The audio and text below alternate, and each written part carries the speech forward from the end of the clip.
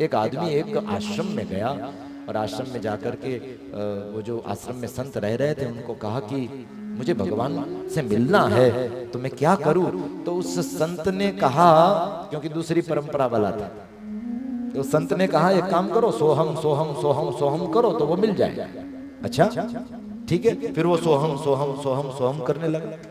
साधु जो थे वो तो कुछ काम से 2-3 महीने बाहर चले गए, तो उस साधु के बदले कोई दूसरा साधु घूमते घूमते वो आश्रम में आ गया। अब इसको देख लिया, ये तो सोहम सोहम सोहम सोहम कर रहा था। तो साधु ने पूछा क्या कर रहा है ये? बोले सोहम। क्या होगा इससे? बोले भगवान मिल जाएंगे ना, भगवान सोहम करने से नहीं मिलते। तो बोले एक काम कर, आगे जो है ना आगे जो है ना दा लगाते हैं, आगे जो बोल रहा है उसके आगे खाली दा लगाते हैं। क्या होगा? अब सोहम नहीं रहेगा, अब दासोहम। हाँ दासोहम बोल तो भगवान मिलेगा। ठीक है महाराज। अब वो दासोहम दासोहम दासोहम दासोहम करने लगे। फिर वो पुराने महाराज थे वो आए, उसने देखा अरे मैंने तुझे सोहम सोहम बोलने के लिए कहा था, ये तो गलत बोल रहा है, ऐसे भगवान नहीं मिलते। तो महाराज मैं क्या करूं? दासोहम न बोलो तो क्या बोलो? बोले आगे स लगा दे, सदा सोहम। फिर वो लग गया, सदा सोहम सदा सोहम सदा सोहम सदा सोहम। फिर वो महाराज 2-3 महीने चले गए तो दूसरे महाराज जो थे वो वापस आए, आकर के देखा और कहने लगे अरे मैंने तुझे कहा था कि दासोहम दासोहम बोलना, ये सदा सोहम क्या लगा रखा है? फिर से आगे दा लगा दे।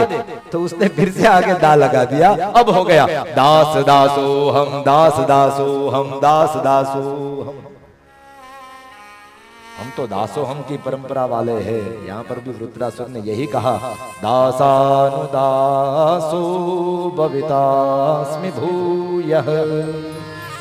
हे प्रभु मैं तो आपके दास का भी दास हूँ, अब मेरे ऊपर इतनी कृपा करो। मनः स्मरेता सुपतेर गुणास्ते गृणीत वाक् कर्म करो काय।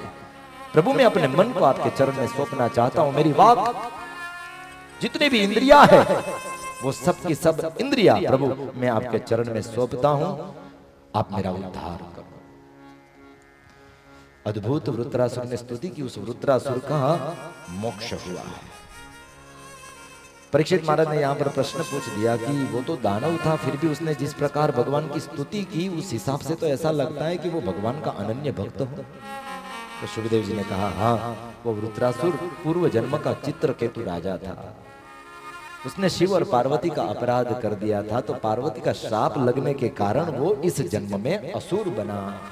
लेकिन अब भगवान की स्तुति करके, भगवान के इंद्र के हाथ से मर के और भगवान की स्तुति करके वो मुक्त हो गया है। तदनंतर देवताओं का विजय हुआ, वृत्रासुर दानव मर गया। दानव अभी भी दर दर भटक रहे थे, तो दानवों की माता दिति वो कश्यप ऋषि के पास जाती है, अपने पति के पास जाती है, जाकर के कहती है कि मेरे बच्चों को उनका स्थान वापस दिलाइए। कश्यप ऋषि ने पुंसवन व्रत करने को कहा, तो दिति ने पुंसवन व्रत किया, भगवान का व्रत। लेकिन मन में ये भावना रखी कि इस व्रत के कारण मुझे जो गर्भ रहेगा और जो मुझे बच्चा होगा वो बच्चा इंद्र को मारे ऐसा बच्चा। इंद्र को इस बात का पता चल गया कि मेरी मौसी जो है वो गर्भ धारण करके बस यही प्रार्थना कर रही कि ये जो बच्चा हो वो इंद्र को मार दे, तो वो पैदा हो उससे पहले मैं ही गर्भ में उसको खत्म कर देता। तो मौसी की सेवा के बहाने, चरण सेवा के बहाने आया, और जैसे ही मौसी को नींद आ गई तो छोटा सा रूप लेकर के इंद्र प्रविष्ट हो गया गर्भ में। गर्भ में उस गर्भ के 7 टुकड़े कर दिए इंद्र ने, और फिर उस 7 टुकड़े के और 7 टुकड़े, कुल मिलाकर के 49 टुकड़े हुए। लेकिन महाराज चमत्कार हुआ, गर्भ के 49 टुकड़े होने के बावजूद भी दिति ने 49 पुत्रों को जन्म दिया है, और वो 49 पुत्र उनके नाम पड़े हैं मरुतगण। अच्छा, मरुत नाम क्यों पड़ा? जब इंद्र उस गर्भ का टुकड़ा कर रहा था तो वो शिशु जो था वो रो रहा था, जोर जोर से रो रहा था। तो इंद्र ने कहा मारुद मारुद मारुद, मतलब मत रो मत रो मत रो। तो मारुद उसमें से अपभ्रंश होकर के फिर नाम पड़ गया मरुद कर, मारुद मरुद मरुद मरुदगढ़ नाम पड़ा है। इंद्र के साथ भ्रातृ प्रेम रखने वाले हुए, उनको मारने वाले नहीं हुए। क्यों? क्योंकि दीति ने व्रत के दौरान भगवान की आराधना पूजा की थी, और भगवान कभी किसी को मारे ऐसा पुत्र नहीं देता है, वो तो हमेशा भगवत भक्त पुत्रों को ही जन्म देते हैं। तो उस हिसाब से इंद्र के साथ भ्रातृ प्रेम वाले वे सभी पुत्र जो मरुदगण थे वो हुए। यहाँ पर षष्ठम स्कंद को विराम दे दिया। षष्ठम स्कंद भगवान के श्री चरणों में सादर समर्पित। सप्तम स्कंद की कथा में प्रवेश करते। सप्तम स्कंद में बहुत सुंदर चरित्र बताया है, प्रहलाद चरित्र बताया। जब हिरण्याक्ष को वरा भगवान ने मौत के घाट उतार दिया, तो उसका भाई जो हिरण्यकश्यप था वो एकदम तिलमिला उठा और क्रोध की आग में जलने लगा और सोचने लगा कि मैं क्या करूं कि जिससे मैं उस विष्णु को मार सकूं। फिर सोचा कि ठीक है, चलो मंदराचल पर्वत में जाकर के तप करता हूँ, ब्रह्मा को प्रसन्न करता हूँ। तो वो मंदराचल पर्वत में जाकर के ब्रह्मा का तप करने लगा। ब्रह्मा को भी बहुत खुशी हुई, क्योंकि ले दे करके एक ही तप करने वाला मिला है। मेरा तो कोई तप भी नहीं करता, मेरा तो कोई पूजा पाठ भी नहीं करता, मेरा तो मंदिर भी नहीं है। पुष्कर में गिन करके एक ही मंदिर है, एक बंदा निकला है, देखो मेरा तप कर रहा है, तो चलो उसको जो चाहिए वो दे देता हूं। तो ब्रह्मा जी प्रकट हो गए। ब्रह्मा जी ने कहा मांगो क्या चाहिए। तो हिरण्यकश्यप ने कहा महाराज मुझे अमर बना दो। ब्रह्मा ने कहा कि अमरता का वरदान मैं तुम्हें नहीं दे सकता हूं, क्योंकि जातस्य ही ध्रुवोर मृत्यु ध्रुवम जन्ममृतस्य च, जो इस नश्वर संसार में जन्म लेता है उसे एक न एक दिन मृत्यु की शरण में जाना ही पड़ता है। कुछ दूसरा मांगो। अच्छा, बहुत होशियार था, चालाक था। तो कहा ठीक है, तो फिर मैं ऊपर न मरूं, नीचे न मरूं, अस्त्र से न मरूं, शस्त्र से न मरूं, देव से न मरूं, दानों से न मरूं, मानव से न मरूं, घर के अंदर न मरूं, घर के बाहर न मरूं, गिले से न मरूं, सूखे से न मरूं। यहां तक बोल दिया महाराज 12 महीने में से एक भी महीने में मैं मरूं नहीं। 2 बर्तन। ब्रह्मा जी भी चक्कर खा गए, लेकिन फिर सोचा कि ठीक है, अगर मेरा भगवान इसको मारना चाहता है तो किसी या किसी की तरह से ये मार के ही रहेगा भगवान इसको। चलो दे देता हूं। तथास्तु बोल दिया, तथास्तु। जैसे ही तथास्तु बोला, ब्रह्मा का वरदान मिल गया। ये हिरण्यकश्यप एकदम मदोन्मत्त हुआ। उसको तो लगा जैसे ये वरदान मिल गया, अब तो मैंने ब्रह्मा को ठग लिया, अब तो मुझे कोई मार ही नहीं सकता है। मतलब मैं अमर ही बन गया, मतलब अब मैं भगवान बन गया। अब इस दुनिया का सबसे बड़ा भगवान कौन है? बोले हिरण्यकश्यप भगवान। वाह, अपने आप को भगवान मानने लगा। इंसान भी कभी कभी यही गलती करता है। इंसान सही तरीके से बन नहीं पाता और वो इंसान भगवान बनने के लिए सोचता है पहले हम इंसान तो बने। आज एकदम मदोन्मत्त होते हुए अपने राज्य की ओर चला और चलते चलते गाता जा रहा है, दिशाओं को कंपाता जा रहा है। आज पूरी दिशाएं कांप रही है, थरथरा रही है। और ये भाई साहब बोलते जा रहा है। क्या बोल रहा है, क्या गा रहा है? धातिट धिन्ना ताधिन्ना ताधिन्ना तिट कतक दिगन धातिट धिन्ना ताधिन्ना तिट गति गति धातिट धिन्ना ताधिन्ना ताधिन्ना तिट कतक दिगन धातिट धिन्ना ताधिन्ना ताधिन्ना तिट गति गति। वर पा गया जी पा गया, ब्रह्मा भी चक्कर खा गया। धातिट धिन्ना ताधिन्ना ताधिन्ना तिट गति गति। दिन में मरूं नहीं, रात में नहीं, रोग प्रविशे घात में। धातिट धिन्ना ताधिन्ना ताधिन्ना तिट गति गति। नहीं मरूं 12 मास में, नहीं धरणी नहीं आकाश में।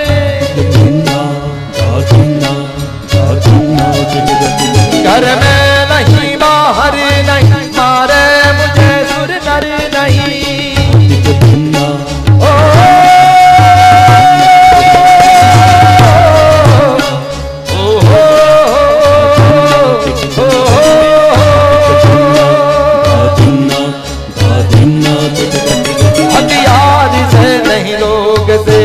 निरंतर मिलते लोग से।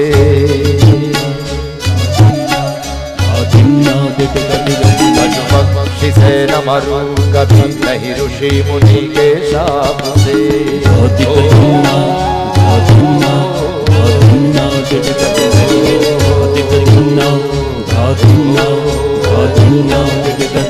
देवास्त्र से न मरू कभी नहीं अस्त्र और कोई शस्त्र से।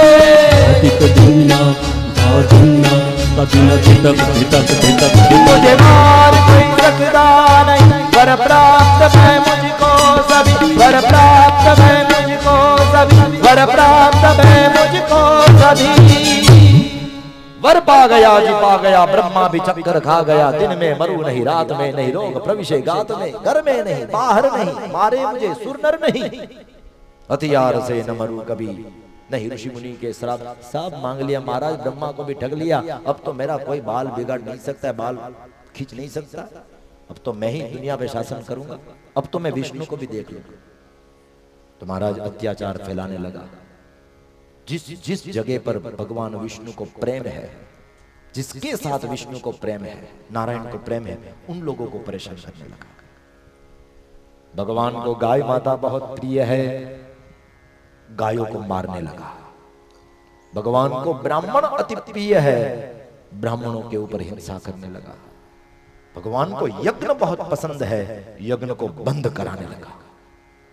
और बिल्कुल अधर्म पाखंड जो था फैला दिया। पाखंड किसे कहते हैं?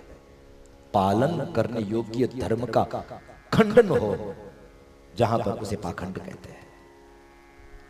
पूरा पाखंड फैला दिया। तो देवर्षि नारद भगवान के पास गए। प्रभु वो हिरण्यकश्यप देखो नीचे सबको परेशान कर रहा है, आप कुछ कीजिए। भगवान ने कहा कि अभी समय नहीं हुआ है, अभी समय होगा तब उसका खात्मा करेंगे। फिर तो धीरे धीरे समय व्यतीत होने लगा। पृथ्वी जो थी हिरण्यकश्यप के पाप से त्रस्त होने लगी। और तब जाके भगवान की कृपा से, भगवान की आज्ञा से, हिरण्यकश्यप की पत्नी का नाम है कयाधु, और कयाधु के गर्भ से साक्षात भक्तराज प्रहलाद ने जन्म लिया। बोलिए प्रहलाद जी महाराज की जय। प्रहलाद जी का जन्म हुआ। अब 4 बेटे थे उनके, लाद, अनुलाद, संलाद, प्रहलाद, इस प्रकार 4। प्रहलाद सबसे छोटे थे, प्रिय भी थे हिरण्यकश्यप के। थोड़ी तोतली भाषा में बोलना शुरू किया प्रहलाद जी ने।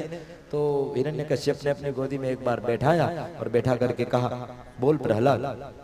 हाँ, हमेशा संसारी माता पिता जो है वो बच्चा जब थोड़ा बोलना शुरू करता है तो यही पूछते हैं ना, बोल तुझे मैं ज्यादा अच्छा लगता हूँ या तुझे तेरी माँ ज्यादा अच्छी लगती। फिर बच्चे को अगर माँ पसंद है तो कहेगा कि मुझे माँ बहुत पसंद है, या तो कहेगा कि मुझे आप बहुत पसंद है। लेकिन जब छोटे से प्रहलाद जी को पूछा गया, बेटा बोल तुझे माँ बहुत पसंद है कि तुझे मैं बहुत पसंद हूँ, तो छोटे से प्रहलाद जी ने कहा, पिताजी मुझे न आप पसंद है न माँ पसंद है, मुझे तो मेरा नारायण बहुत पसंद है।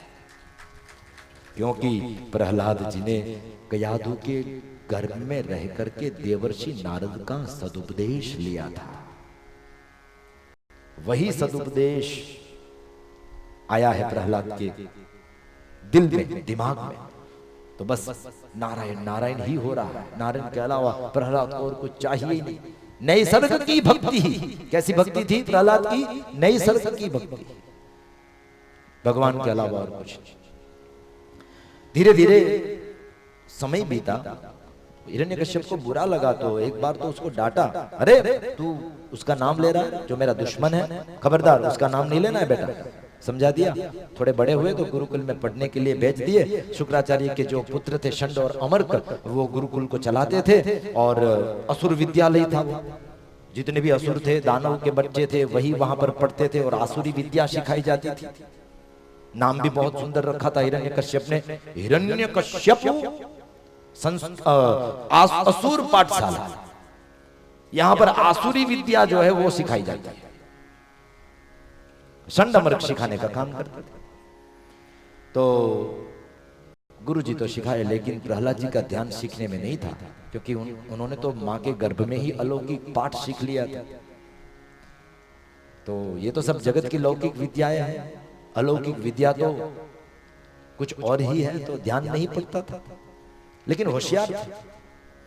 अब वेकेशन हुआ तो वेकेशन में छुट्टियों के दिनों में प्रहलाद जी आए हैं अपने राजमहल में। जैसे ही पिता को समाचार मिला प्रहलाद जी गुरुकुल से आसुरी विद्या का अभ्यास करके आया है, तो चलो मैं थोड़ा उसको पूछ तो लूं क्या क्या सीखा। तो गोदी में बैठाया और गोदी में बैठा करके पूछा, अरे प्रहलाद बेटा तू आ गया, चल मुझे बता तू क्या क्या सीखा इस बार गुरुकुल में। बोले पिताजी मैं तो इस बार बहुत अच्छी चीज सीख करके आया। अच्छा बोल मुझे सुना। सुनिए।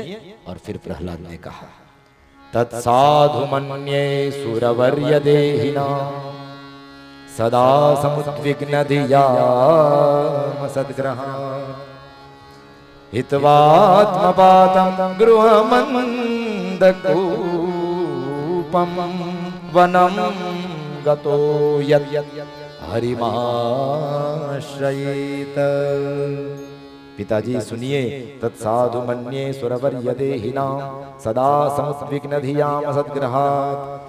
पिताजी पूरी दुनिया जो है वो मैं और मेरे में फंसी हुई है, मैं अरुमौर तोरते माया। जब दुनिया पूरी इस माया में ही फंसी हुई है तो मुझे तो ये लग रहा है कि हम सब के सब अंधेरे कुएं में गिरे हुए हैं। पिताजी अगर उस अंधेरे संसार रूपी कुएं में से हमें बचना हो, पार होना हो, हरिमाश्रयेत, भगवान श्री हरि का आश्रय करना पड़ेगा। जैसे ही श्री हरि का नाम सुना महाराज कितना क्रोध आया, गोदी में से उठा करके प्रहलाद को फेंका है दूर। दुष्ट, एक बार तुझे समझाया और दूसरी बार मैं तुझे समझा रहा हूं, खबरदार अगर मेरे दुश्मन नारायण का तूने नाम लिया।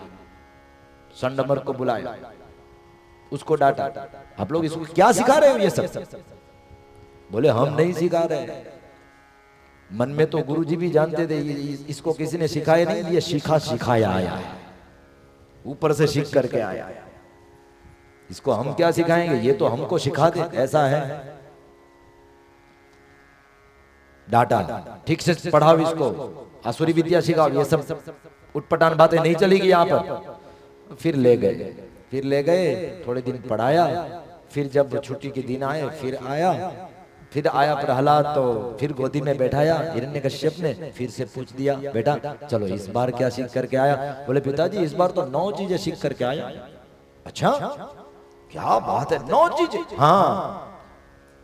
बोलिए बारी बारी से एक एक चीजें सुनेंगे या 9 की 9 के एक साथ सुनेंगे? बोले 9 की 9 एक साथ सुना दे।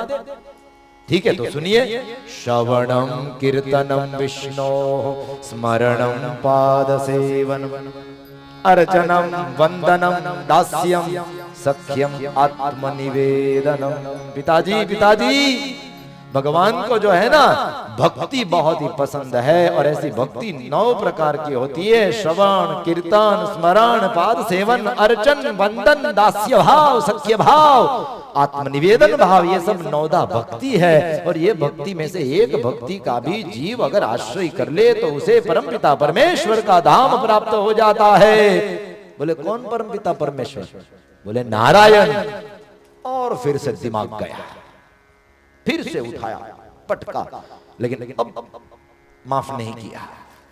अब सिपाहियों को बुलाया, ये मेरे कुल का कलंक है और अब ये जीने के लायक नहीं है, अब इसे मार दो। क्योंकि अगर ये जिएगा तो इसके संग में रह करके दूसरे लोग भी बिगड़ जाएंगे और दूसरे लोग भी नारायण का नाम लेना शुरू कर देंगे। मार दो इसे। मारने का प्रयास किया, हाँ, अंधेरे कारागृह में डाल दिया और उसमें बिच्छू सर्प डाल दिए गए। लेकिन महाराज वहां पर भी अंधेरे में भी प्रहलाद तो बस गोविंद गोविंद गोपाल गोपाल नारायण नारायण ही कह रहे। तो बिच्छू जैसे ही छुए बिच्छू फूल बन जाते थे, और जैसे ही सर्प वो डंस देने के लिए जाए प्रहलाद को, सर्प फूल की माला बन जाते थे। कुछ नहीं हुआ तो पर्वत के ऊपर से फेंका गया। पर्वत के ऊपर से फेंकने के बावजूद कुछ नहीं हुआ, क्योंकि भगवान ने नीचे पकड़ लिया। पानी में डुबाने की कोशिश की, वहां पर भी कुछ नहीं हुआ। क्यों? क्योंकि हर जगह पर प्रहलाद भगवान का ही नाम लेते जा रहे हैं। जले विष्णु स्थले विष्णु विष्णु पर्वत मस्तके ज्वाला माला पुरे विष्णु सर्वं विष्णुमयम जगत। मेरा भगवान सब जगह है, सर्वत्र है, जिधर देखता हूं उधर तू ही तू है। पिला दे वो साहिल मई अर्ग बानी, मैं बेहोश होके बब्बू तू ही तू है, जिधर देखता हूं उधर तू ही तू है। सब जगह मेरा भगवान और वो मेरी रक्षा करेगा। तो किसी भी तरह से बाल बाका नहीं हुआ। होलिका का प्रयोग किया, गोदी में बैठा करके जलाने की कोशिश की, खुद होलिका जल गई, प्रहलाद का बाल बाका नहीं हुआ। हिरण्यकश्यप को लगा कि अब मुझे ही इसको मारना पड़ेगा, लगता है और किसी के हाथों से नहीं, मेरे हाथों से इसकी मौत है। स्तंभ के साथ बांधा और फिर चाबुक के मार मार रहा है और एक एक चाबुक का मार पड़े और प्रहलाद गोविंद गोविंद गोपाल गोपाल हे नारायण पुकारे। हिरण्यकश्यप ने कहा कब का गोविंद गोविंद गोपाल गोपाल नारायण नारायण कर रहा है, तो बता वो कहां पर है। प्रहलाद ने कहा कहां पर नहीं है, सब जगह है। बोले सब जगह, ये स्तंभ में है। बोले जो सब जगह है वो स्तंभ में भी। ठीक है सिपाहियों, इस स्तंभ से प्रहलाद को अलग करो। स्तंभ से प्रहलाद को अलग कर दिया गया। हाथ में गदा थी और हिरण्यकश्यप ने उस स्तंभ पर जैसे ही गदा महाराज प्रहार किया, उसी वक्त बराबर स्तंभ जो था वो गड़गड़ गड़गड़ ध्वनि हुई और एकदम टूटा, एकदम फटा और उसमें से भयंकर गर्जना करते हुए नृसिंह भगवान प्रकट हो गए। बोलिए नृसिंह नारायण भगवान की जय। दोपहर को प्रकट हुए, लेकिन मारने का समय सायंकाल का तय हुआ था, क्योंकि दिन में न मरूं रात में न मरूं, तो सायंकाल का तो इंतजार करना ही था। तो थोड़ी देर के लिए तो प्रभु उनके साथ खेलते रहे, लेकिन फिर सायंकाल का समय आया तो भगवान ऋषि ने भी बड़ा पराक्रम दिखाया। हिरण्यकश्यप को अपनी गोद में लेकर के बराबर बीच देहरी द्वार पर प्रभु खड़े हो गए और वहीं पर भगवान ने अपनी गोदी में फिर उस हिरण्यकश्यप को रख दिया। और फिर भगवान ने पूछा हिरण्यकश्यप बोल, तेरा वरदान जो है वो गलत तो सिद्ध नहीं हो रहा। बोल तू अंदर है कि बाहर। बोले अंदर भी नहीं हूं बाहर भी नहीं हूं, आपने मुझे बीच देहरी द्वार पर खड़ा कर दिया। बोल तू ऊपर है कि नीचे। बोले ऊपर भी नहीं हूं नीचे भी नहीं हूं, आपने मुझे अपनी गोद में धारण करके रखा। बोल मेरे हाथ में शस्त्र है कि अस्त्र है। बोले शस्त्र भी नहीं है अस्त्र भी नहीं है, आपके हाथ में तो तीक्ष्ण धार वाले नाखून मुझे दिखाई दे रहे हैं। बोल अभी रात है कि दिन है। बोले रात भी नहीं है दिन भी नहीं है, सायंकाल है। बोल मैं मनुष्य हूं या दानव हूं, मैं क्या हूं। बोले आप समझ में ही नहीं आ रहे हो, आप ऐसे हो, क्योंकि आधा शरीर भगवान का मनुष्य का है, आधा शरीर चेहरा जो था मुंह जो था वो सिंह का है, नृसिंह। बोले आप तो बड़े ही विचित्र दिखाई दे रहे हो, पता ही नहीं चल रहा आप कौन हो। न पशु हो न पक्षी हो न मनुष्य हो, कुछ भी पता नहीं चल रहा। अच्छा अब ये बता लास्ट 12 महीने में से कौन सा महीना चल रहा है, क्योंकि तूने वरदान मांगा था। 12 महीने में से एक भी महीने में मैं न मरूं। बोल कौन सा महीना चल रहा है। बोले 12 महीने में से एक भी महीना नहीं चल रहा है, यहाँ पर तो ये महीना अधिक पुरुषोत्तम मास चल रहा है। 13वें महीने में परमात्मा ने उस हिरण्यकश्यप को मौत के घाट उतारा। भगवान ने 13वां महीना बनाया इस दुष्ट को मारने के लिए। फिर भगवान ने कहा तो अब तुझे मार दूं, तुझे कोई प्रॉब्लम नहीं है ना। बोले कुछ प्रॉब्लम नहीं है प्रभु, आराम से मार दो, अब तो आपकी गोद में हूं।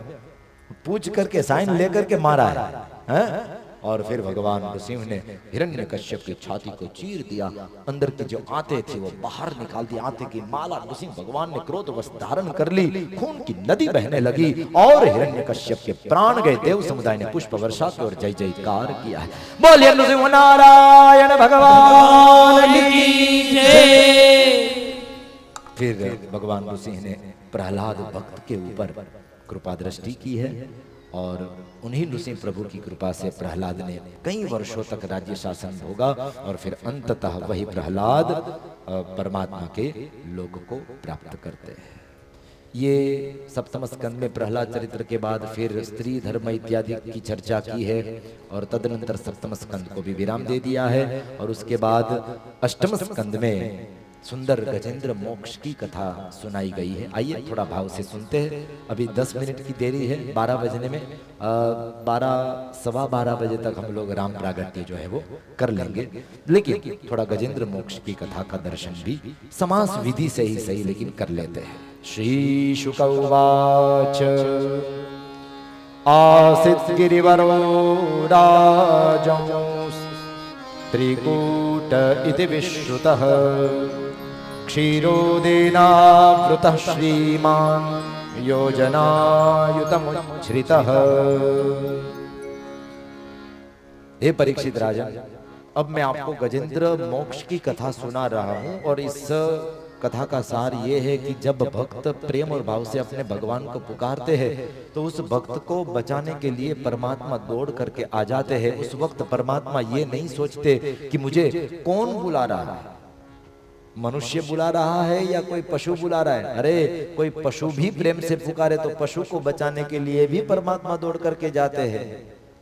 परीक्षित ने कहा अच्छा पशु को भी बचाते? बोले हाँ, गजेंद्र हाथी था, उसने परमात्मा को पुकारा, भगवान उनके पास पहुंच गए। बोले क्या हुआ था? बोले वो अपनी हथिनियों के साथ और अपने बच्चों के साथ सरोवर में स्नान कर रहा था। उसको पता नहीं था कि उस सरोवर में एक भयंकर मगरमच्छ रहता है। वो तो अपनी मौज में था परिवार के साथ। इतने में पीछे से आकर के महाराज वो मगरमच्छ था, उसने गजेंद्र के पांव को पकड़ लिया, अपने मुंह के शिकंजे में ले लिया। गजेंद्र ने बहुत कोशिश की अपने आप को छुड़ाने की, बाहुबल उपयोग किया, हाँ परिवार को पुकारा, अरे आप तो बचाओ मुझे, लेकिन परिवार के लोग सब भाग गए क्योंकि इसको बचाएंगे तो हम फंस जाएंगे। प्रभु ये हमारी कथा है। गजेंद्र मतलब हम सब जीव, और जीव आसक्ति के वासना के चलते ही संसार सरोवर में जन्म लेता है और संसार सरोवर में भोगों को भोगता है अपने परिवार के संग। लेकिन उस जीव को यह पता नहीं है इस संसार सरोवर में एक काल रूपी मगरमच्छ भी रहता है जो एक न एक दिन पकड़ेगा, मारेगा, क्योंकि काल से महाराज कोई बच नहीं सकता। कितनी भी कोशिश कर लो काल से बचा नहीं जाएगा। एक बार एक शिल्पकार था, उसने देखा कि मैं तो बूढ़ा हो गया हूं, अब मेरा मृत्यु काल भी नजदीक है, लेकिन मैं मरूंगा नहीं, मैं कुछ जुगाड़ करता हूं। तो उसने जुगाड़ किया, उसने अपने जैसी आबेहूब मूर्तियां बनाई 10, बिल्कुल उसके जैसे, ऐसा ही लगेगा जैसे अभी ये मूर्ति बोलेगी। तो 10 मूर्ति बना दी और खुद 11 हुआ।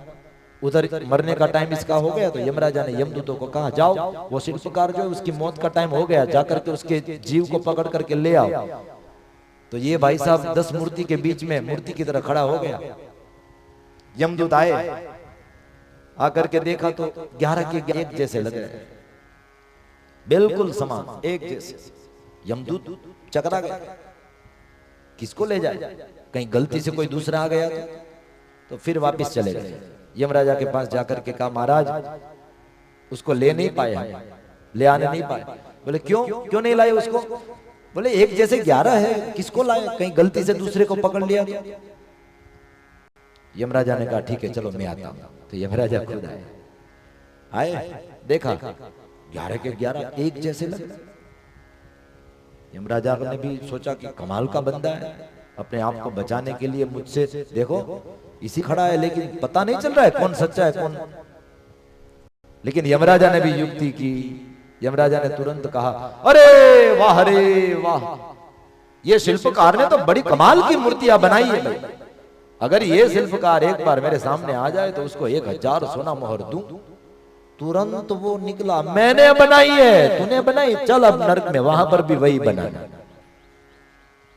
वहीं पर धंधा शुरू कर दिया। पकड़ लिया सीधा। काल तो साहेब कालो जगत बख्शक, काल किसी को छोड़ता नहीं है महाराज, वो तो पकड़ कर ही रहता है। तो संसार सरोवर में जीव का भी काल ने ही पांव पकड़ा हुआ है, हम सभी काल के सिकंजे में हैं। अब गजेंद्र ने बहुत कोशिश की लेकिन परिवारजनों ने किसी ने साथ नहीं दिया, तो उस गजेंद्र ने परमात्मा को पुकार की, ओम नमो भगवते तस्मै यत एतत् चिदात्मकं पुरुषायादि बीजाय परेशाय विधीमहि। अद्भुत स्तुति की तो परमात्मा से रहा नहीं गया, एकदम भागे उतावले उतावले। लक्ष्मी ने पूछा कहां जा रहे हो? बोले हाँ थी, बोले तब तक तो हाथी के पास पहुंच गए थे। सोचो कितने त्वरित आए होंगे। हम लोग ये कहते हैं कि भगवान जो है वो उनके यहाँ देर है लेकिन अंधेर नहीं, लेकिन ये कथा को सुनने के बाद आपको ये जो सुक्ति है उसको बदलना पड़ेगा। भगवान के यहाँ देर भी नहीं है साहेब, भगवान के यहाँ अंधेर भी नहीं है। देर हमेशा जीव लगाता है, भगवान की ओर से देर नहीं होती। हाथी ने देर लगा दी, उसने पहले अपने बाहुबल पर विश्वास किया, फिर बाहुबल से काम नहीं चला तो परिवारजनों को पुकारा, फिर परिवार ने भी साथ नहीं दिया, तब जाके उसको लगा अरे मेरा तो कोई है ही नहीं, तो जिसका कोई नहीं उसका भगवान, फिर जाके भगवान को पुकारा। तो पहले से भगवान को पुकारा होता तो भगवान थोड़ी देर से आता। देर इंसान करता है, हरि को पुकारने में करी को लगी है देर। करी मतलब हाथी।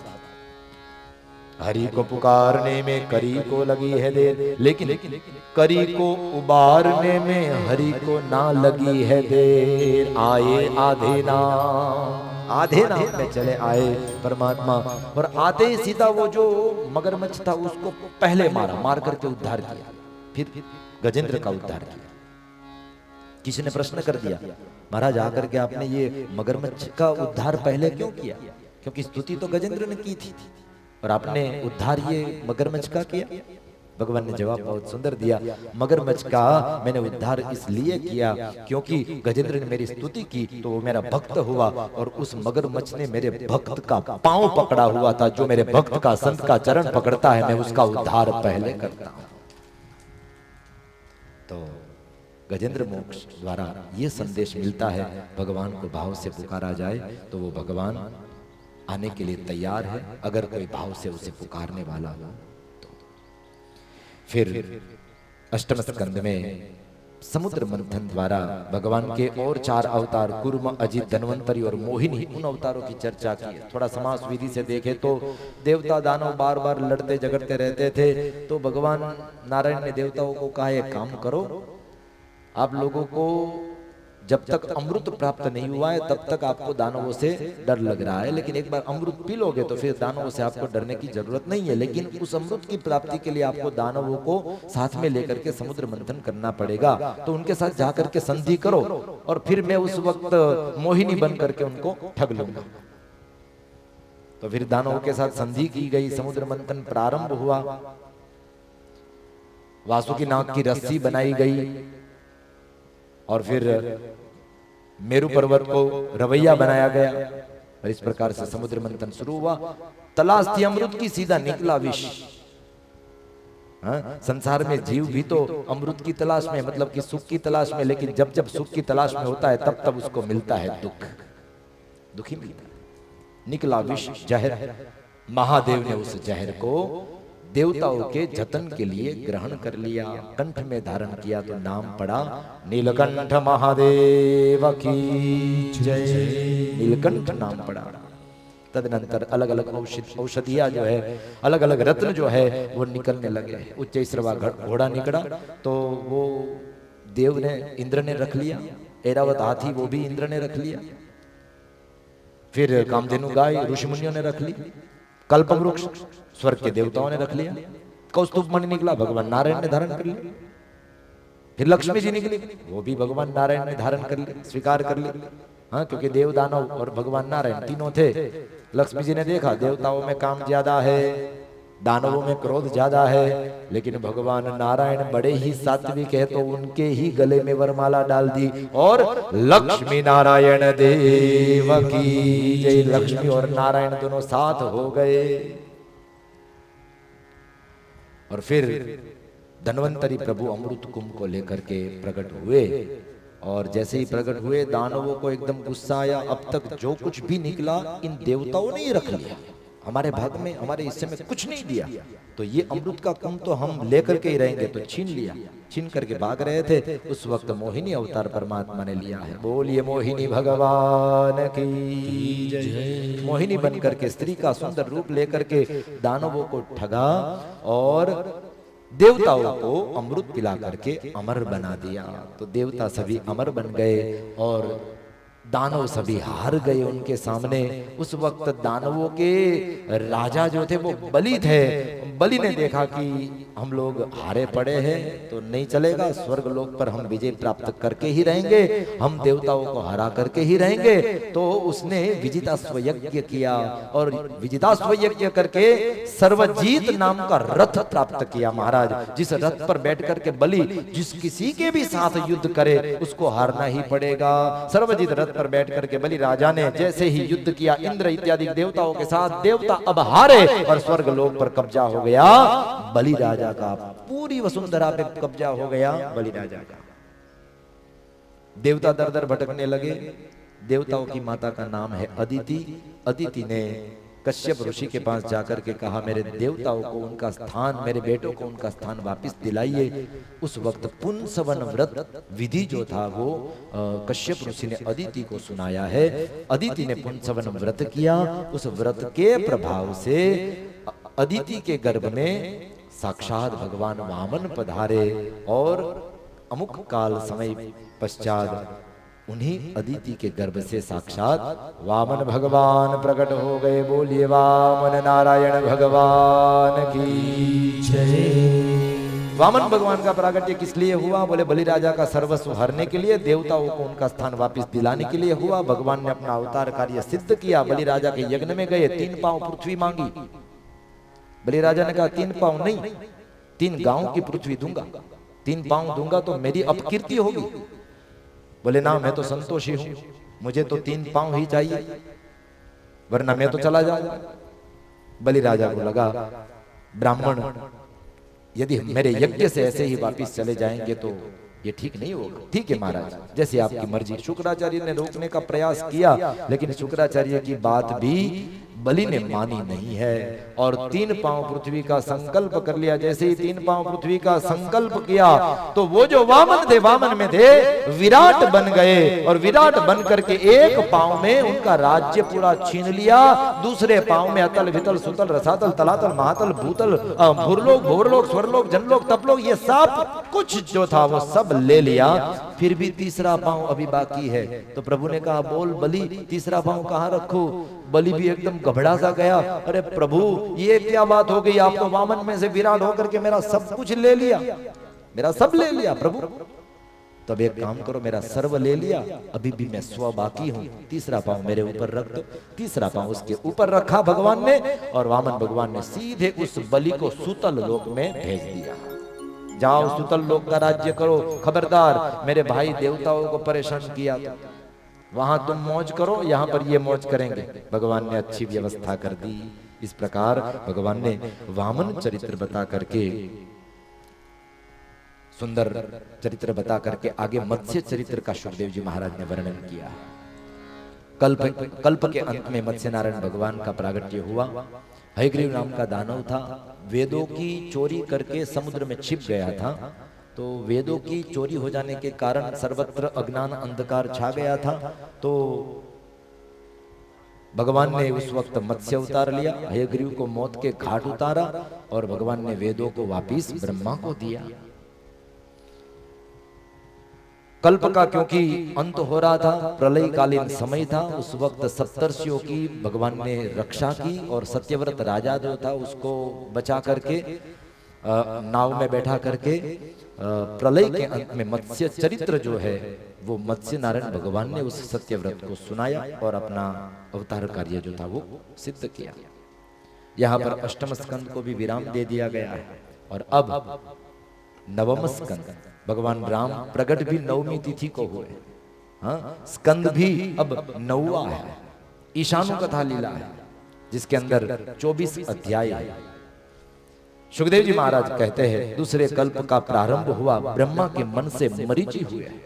मरीचि के पुत्र कश्यप हुए, कश्यप अदिति के यहाँ विवस्वान सूर्य हुए और उस सूर्य वंश में भगवान राम जी का प्रागट्य हुआ है। भगवान राम जी के वंश को हम लोग सूर्य वंश कहते हैं और दूसरा भगवान राम के वंश को हम रघुवंश भी कहते हैं और रघुवंश की जब बात आती है तो रघुवंश की कुछ मर्यादाएं हैं, कुछ कुल परंपरा है, और वो परंपरा क्या है? रघुकुल रीति सदा चली आई, रघुकुल रीति सदा चली आई, प्राण जाए अरु बचन जाए, प्राण जाए पर बचन जाए। ऐसे रघुवंश की मर्यादा, प्राण चले जाए लेकिन वचन की कीमत होती है। प्राण चले जाए तो चले जाए, लेकिन वचन कभी जाना नहीं चाहिए। पूरा रघुवंश सत्यपालक था, धर्मनिष्ठ था, और ऐसे रघु राजा के नाम से रघुवंश पड़ा। ऐसे रघु के यहाँ फिर अज हुए, अज के यहाँ महाराज दशरथ हुए, और दशरथ के यहाँ मर्यादा पुरुषोत्तम रामचंद्र प्रभु का प्रागट्य हुआ। लेकिन उस प्रागट्य के लिए आइए हम सब लोग अब यहाँ नहीं बैठेंगे, प्रागट्य तो दूसरी जगह जाकर के करना है। कहाँ जाएंगे? चलिए चलते हैं अवध में, क्योंकि अवध में जाएंगे तभी तो राम प्रागट्य का आनंद मिलेगा। इसलिए अवधपुरी रघु अवधपुरी रघुकुल मणिरा, वेद विदित एहि दशरथ अवधपुरी रघुकुल मणिरा, वेद विदित एहि दशरथ। अवध नगरी अयोध्या, न युद्ध्या इति अयोध्या, जहां पर कभी युद्ध नहीं होता, ऐसी नगरी का नाम है अयोध्या। एक ओर से देखा जाए अयोध्या मतलब हमारा शरीर, हमारे शरीर के अंदर भी तो काम क्रोध लोभ मद मोह ये परस्पर लड़ाई करते हैं, तो उस शरीर को हमें अयोध्या की तरफ बनाना चाहिए। कभी भी हमारे काम क्रोध लोभ संयम में रहे, कभी लड़े ना झगड़े ना, बुद्धि को भ्रमित करे ना, तो हमारा शरीर ही अयोध्या है। और उस शरीर रूपी हृदय में, शरीर रूप हृदय में राम का प्रागट्य करना है, क्योंकि अयोध्या में राम का प्रागट्य है। दशरथ महाराज अयोध्या के राजा, 3 रानियां हैं, सुमित्रा, कैकेयी, कौशल्या, सभी तरह का सुख है। लेकिन महाराज संतान नहीं था तो दुखी थे। अब जब प्रजा दुखी हो तो राजा के पास जाती है, लेकिन राजा दुखी हो तो किसके पास जाए? राजा दुखी हो तो कुल गुरु के पास जाता है। दशरथ महाराज के कुल गुरु है वशिष्ठ महाराज। आज अपने दुख के निवारण के लिए दशरथ महाराज गए हैं वशिष्ठ महाराज के पास, अपने कुल गुरु के पास। गुरु गृह गया गुरु गृह गया तुलत महिपाला, गुरु गृह गया तुरत महिपाला, चरण लागी करी विनय विशाला, चरण लागी कर विनय विशाला। हाथ जोड़ करके गुरु महाराज से प्रार्थना की। चल रहा गुरुदेव आपकी कृपा से वैसे तो सब सुख है, लेकिन संतान नहीं है। अब मेरे जीवन की भी तो उत्तर अवस्था चल रही है, तो क्या महाराज मेरे यहाँ संतान नहीं होगी? तब वशिष्ठ महाराज ने कहा, अरे दशरथ महाराज चिंता क्यों कर रहे? दरवधि वही हही सुधचारी, थोड़ा धैर्य रखो, धीरज रखो, आपके यहाँ एक नहीं 4-4 संतान होंगे। अच्छा, बोले क्या करना पड़ेगा उसके लिए? बोले पुत्रेष्टि यज्ञ करेंगे। श्रृंगी ऋषि को बुलाया गया, पुत्रेष्टि यज्ञ किया गया, यज्ञ संपन्न हुआ। यज्ञ नारायण भगवान प्रसन्न हुए, हाथ में चरु का प्रसाद लेकर के आए, वशिष्ठ बाप जी के हाथ में दिया प्रसाद। वशिष्ठ बाप जी ने वो चरु का प्रसाद दशरथ महाराज के हाथ में दिया और कहा अपनी रानियों को खिला देना। गुरुदेव को चरण स्पर्श करके गए हैं दशरथ महाराज अपने राजमहल में। और कौशल्या, कैकेयी और मैत्रेयी और सुमित्रा तीनों को वो जो चरु का प्रसाद था थोड़ा थोड़ा खिला दिया। जैसे ही मां कौशल्या ने उस प्रसाद को ग्रहण किया, तुरंत उसी वक्त कौशल्या मां के गर्भ में मर्यादा पुरुषोत्तम रामचंद्र प्रभु वो भगवान नारायण आकर के विराजमान हो गए। धीरे धीरे समय व्यतीत होने लगा। मां कौशल्या को मंगल स्वप्न दिखाई देने लगे। मां का रोम रोम पुलकित होने लगा। मां को आनंद छाने लगा। धीरे धीरे समय व्यतीत हुआ। चैत्र मास आया, 9 मास व्यतीत हुए। अब चैत्र मास आया, शुक्ल पक्ष चल रहा था। एकम तिथि गई, द्वितीया गई, तृतीया गई। ऐसे होते होते गोस्वामी जी कहते हैं नवमी तिथि मधु नवमी तिथि मधुमास पुनीता। नवमी तिथि मधुमास पुनीता। शुक्ल पक्ष अभिजित हरि प्रीता। शुक्ल पक्ष अभिजित हरि प्रीता। नवमी तिथि आई है और अभिजीत मुहूर्त आया है। बराबर दोपहर को 12 बजे का समय हुआ और बराबर 12 बजे का समय हुआ। सभी अवध वासियों को इंतजार करते देख साक्षात भगवान मर्यादा पुरुषोत्तम मर्यादा का धर्म दुनिया को सिखाने के लिए इस धराधाम में अवधपुरी में दशरथ महाराज के महल में मां कौशल्या के गर्भ से प्रकट हो गए। बोलिए रामचंद्र भगवान की जय। सूर समूह विनती करी पहुँचे निज निज धाम। सूर समूह विनती करी पहुँचे निज निज धाम। जग प्रभु जग निवास प्रभु प्रकट भय अखिल लोक विश्राम। जग निवास प्रभु प्रकट के अखिल लोक विश्राम। सियावर रामचंद्र की जय। पवन सुत हनुमान की जय। उमापति महादेव की जय। बोलो भाई सब संतन की जय। राजा राम राम राम सीता राम राम राम। राजा राम राम राम सीता राम राम राम। राजा राम तालियों की सेवा देते रहो। हरि बोल। राम राम राजा राम राम राम सीता राम राम राम। ओ राजा राम राम राम सीता राम राम राम। राजा राम राम राम सीता राम राम राम। राजा राम राम राम सीता राम राम राम। राजा राम राम राम सीता राम राम राम। राजा राम राम राम सीता राम राम राम। राजा राम राम राम सीता राम राम राम।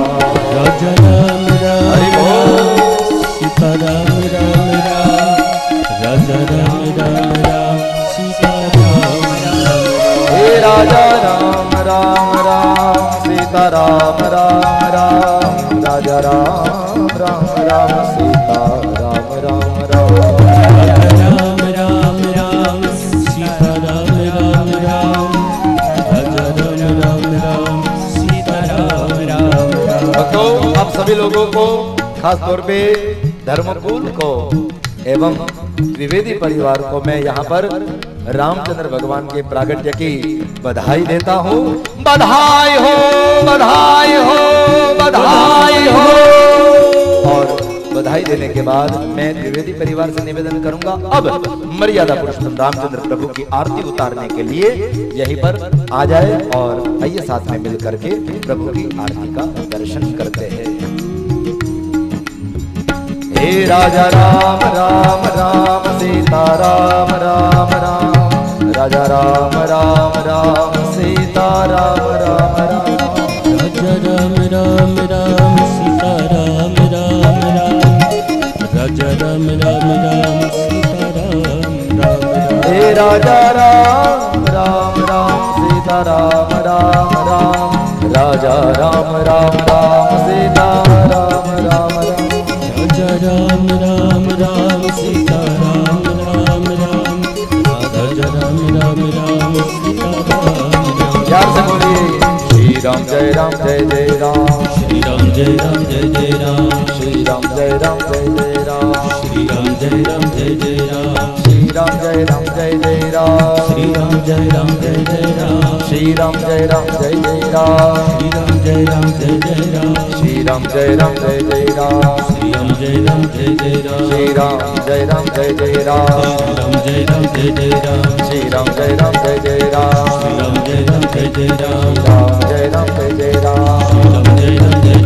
श्री राम जय राम जय जय राम, श्री राम जय राम जय जय राम, श्री राम जय राम जय जय राम, श्री राम जय राम जय जय राम, श्री राम जय राम जय जय राम, श्री राम जय राम जय जय राम। बोले रामचंद्र भगवान की जय, कृष्ण कन्हैया लाल की जय, बोले स्वामी नारायण भगवान की जय।